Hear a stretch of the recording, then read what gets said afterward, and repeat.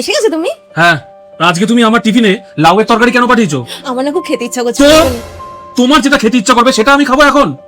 হ্যাঁ, ঘরে বসে থাকো সারাদিন, দুটো সবজি বানাতে পারো না? সত্য সব। বাহ বৌদি, শোপিসটা তো খুব সুন্দর। ওটা আপনার পছন্দ হয়েছে?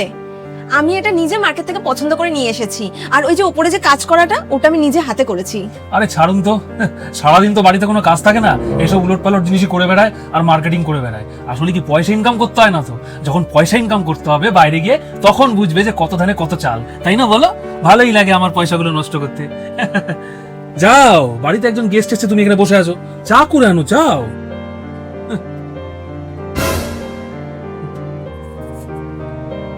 এই কি গো, শোনো না, আজকে জানো কি হয়েছে? শোনো না। আচ্ছা টিভিটাকে বন্ধ করো, তারপরে আমি তোমাকে বলতে পারবো। কেন বন্ধ করবো টিভি? হ্যাঁ, কেন বন্ধ করবো?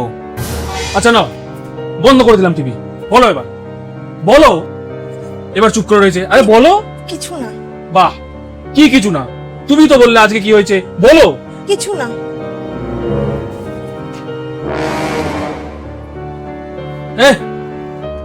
না, কি হলো আবার?